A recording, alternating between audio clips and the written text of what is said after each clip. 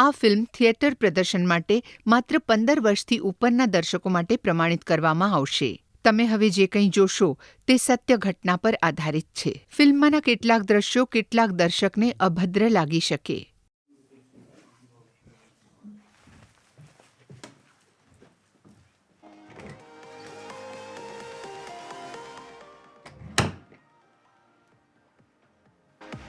અમે પહેલી વાર મળ્યા એ દિવસ હું ક્યારે નહીં ભૂલું.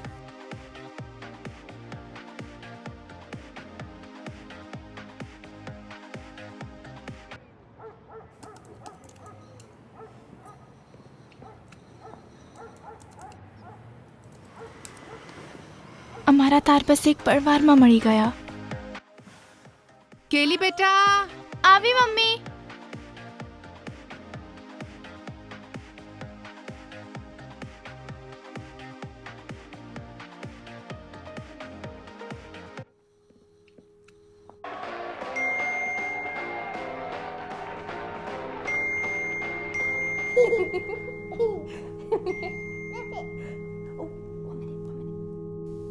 મને થાય એની સાથે કલાકો વાતો કર્યા કરું.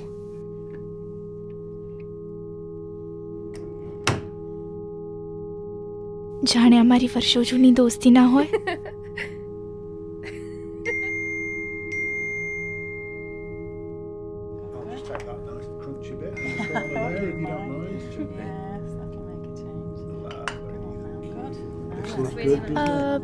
મમ્મી, હું કાલે કેટીને ત્યાં રોકાવા જાઉં? હા, જરૂર જા.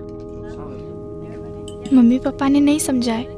એ બીજા લોકોથી સાવ જુદો જ છે.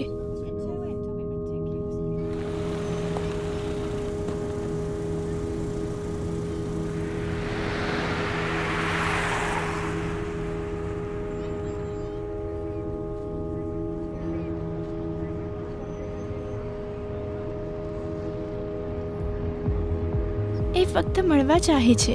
એકાદ બે ડ્રિંક્સ અને વાતો મોટા લોકોની જેમ.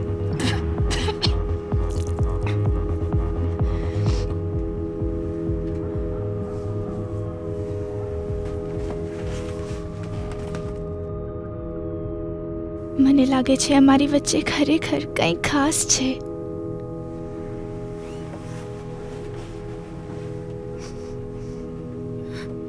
મમ્મી પપ્પાને નહીં સમજાય. એ બીજા લોકોથી સાવ જુદો જ છે. એ મને પોતાના મિત્રોને મેળવવા ચાહે છે, એટલે ચોક્કસ હું એને માટે કંઈ ખાસ છું. અરે છોડ મને! હટી જા! બચાવો! બચાવો!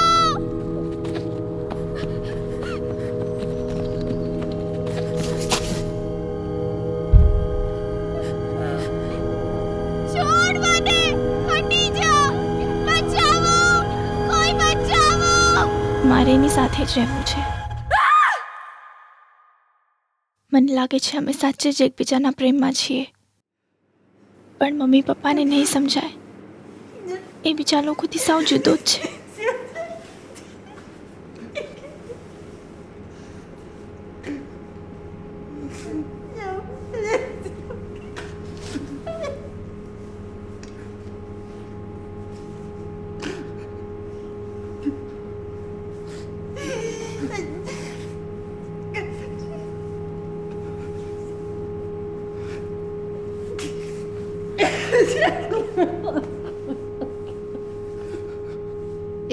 ઓક્ટોબર 2015 15 વર્ષની કેલીના ફેસબુક પર એક મેસેજ આવ્યો સાવ અજાણ માણસ તરફથી. 15 દિવસમાં એના પર બળાત્કાર કરીને એનું ખૂન કરવામાં આવ્યું.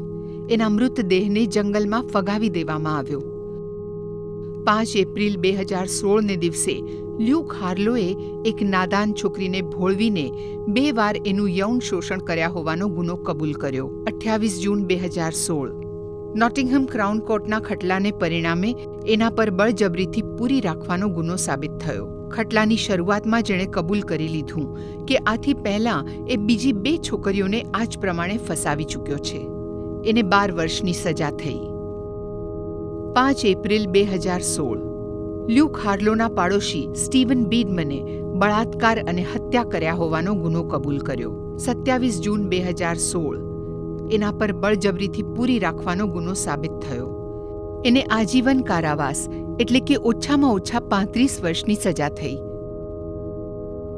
તો આ હતી કેલીની પ્રેમકથા.